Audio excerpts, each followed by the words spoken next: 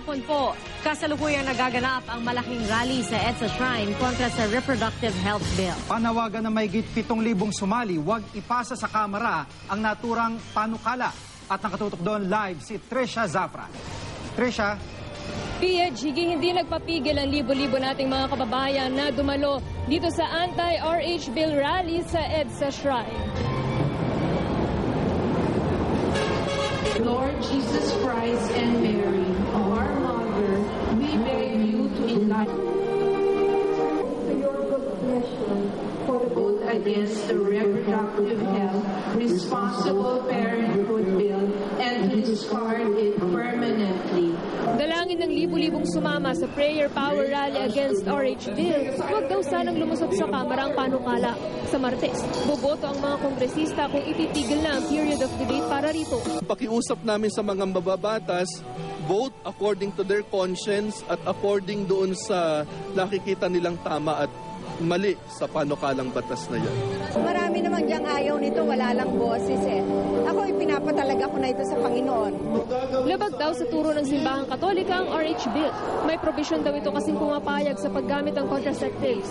Pag ang RH Bill ay naipasa, sunod-sunod na po ito, susunod-sunod na ang mga batas na ipapasa. At tulad ng same-sex marriage at mga abortion, tsaka yung mga at iba't ibang pang mga batas na ipinagbabawal ng simbahang Katolika. Akala nila yung dahilan ng pagbagsak ng Pilipinas yung overpopulation. Pero hindi. Ang number one na dahilan kung bakit bumabagsak yung Pilipinas, yung korupsyon.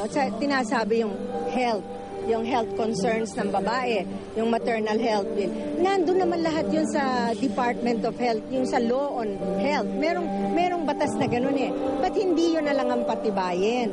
Pagkatapos magrosaryo, sinimulan ang mga pagtalakay sa sex education at contraceptives na pinangunahan ng mga doktor.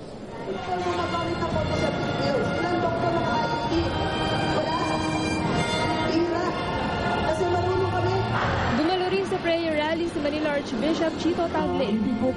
Jiggy, ilang minuto lang ang nakakaraan ay nagsalita rin sa entablado si El Shaddai leader Brother Mike Velarde. Inanunsyo rin kanina mula sa entablado na naririto rin daw sa pagtitipon para magbigay ng kanilang suporta sina Representative Telma Almario ng Davao Oriental, Palawan Representative Victorino Socrates, Batangas Representative Hermilando Mandanas, Buhay Party List Representative Mariano Michael Velarde at dating Manila Mayor Lito Atienza. Sa ngayon, Jiggy, nagpapatuloy nga itong prayer rally sa pamamagitan naman ng misa na kasalukuyang isinasagawa ngayon. Bagamat medyo maulan nga yung panahon ngayon dito ay hindi napigil yung may 7,000 nating kababayan na lumahok dito sa anti-RH Bill rally at dahil dyan, isinara na rin sa mga motorista itong east and westbound lanes ng Ortigas Avenue mula sa Meralco hanggang dito sa tapat ng EDSA Shrine at sarado rin sa mga motorista itong northbound lane ng EDSA mula Guadix hanggang dito din sa tapat ng EDSA Shrine. At yan muna ang latest mula rito, Jiggy. Maraming salamat, Trisha Zafra.